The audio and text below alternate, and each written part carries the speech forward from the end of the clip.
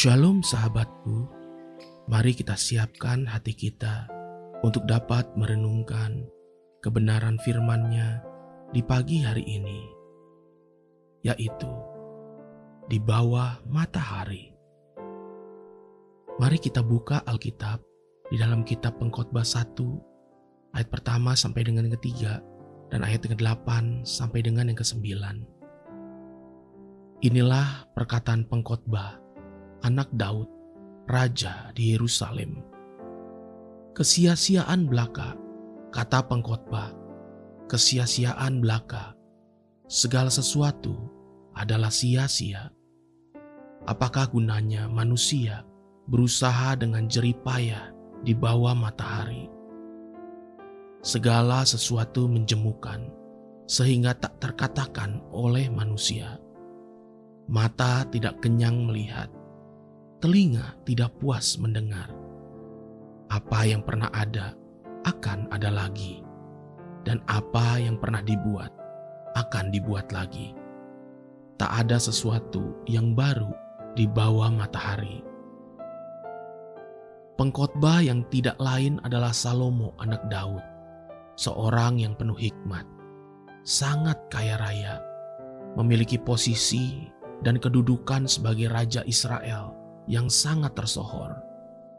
Pada masa tuanya, melihat satu perkara dari sudut pandang yang berbeda, bukan lagi didorong oleh nafsu dan keinginan duniawinya, karena dia sudah lebih dewasa dan matang dalam karakter dan pengenalannya akan Tuhan. Jika kita sepintas saja melihat dan membaca kitab Pengkhotbah pasal 1 secara cepat begitu saja, maka kita hanya akan menemukan Pengkhotbah 1 adalah surat ungkapan keluh kesah dan persungutan dari seorang hamba Tuhan yang menyebut dirinya pengkhotbah. Bagaimana tidak, sebab isinya adalah keluh kesah belaka seperti kesia-siaan belaka, kata pengkhotbah, kesia-siaan belaka.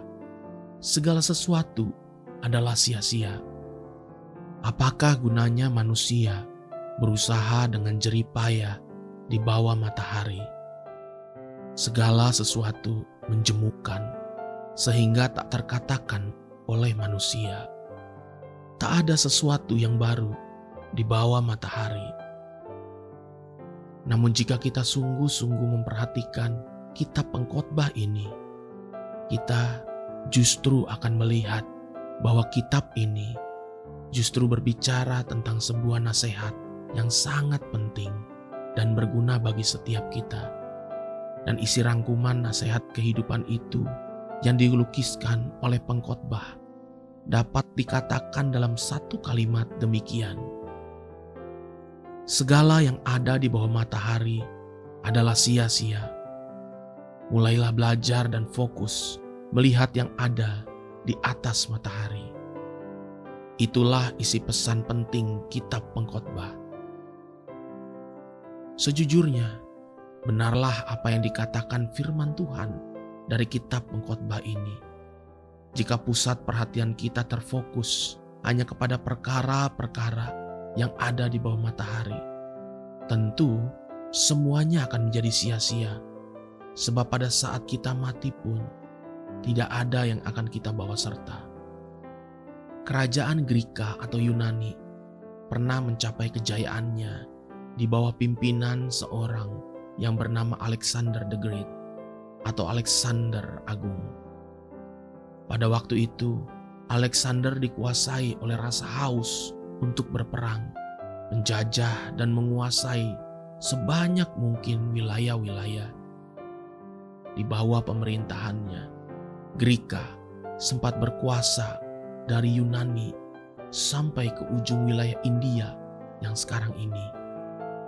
Sampai satu ketika, tentara Alexander the Great mencapai tepi laut dan dia tidak menemukan daratan lagi. Lalu di pinggir laut itu, dia menangis, kecewa dan berkata, "Tidak ada lagikah wilayah yang dapat menghadapi tentaraku?" Pada saat matinya, dalam usia yang masih sangat muda, Alexander the Great minta untuk dimasukkan ke dalam peti, namun bukan dengan tangan berlipat seperti orang berdoa pada umumnya, tetapi dengan telapak tangan terbuka keluar dari kiri dan kanan peti matinya, sebagai lambang seorang penakluk seperti Alexander the Great yang berhasil menaklukkan sebagian besar wilayah di bumi, pulang dengan tangan hampa dan tidak membawa apa-apa.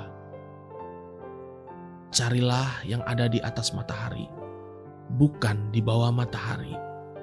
Sebab bukankah dia sendiri berkata, "Tetapi carilah dahulu kerajaan Allah dan kebenarannya, maka semuanya itu akan ditambahkan kepadamu." Sebab itu, janganlah kamu khawatir akan hari besok, karena hari besok mempunyai kesusahannya sendiri. Kesusahan sehari cukuplah untuk sehari. Matius 6 ayat 33 sampai dengan yang ke-34. Haleluya, sahabatku, mari kita sama-sama berdoa. Terima kasih Bapa Surgawi, aku mau belajar untuk mencari bukan sekedar yang ada di bawah matahari, tapi yang di atas sana. Amin. Jesus loves you, and so do I.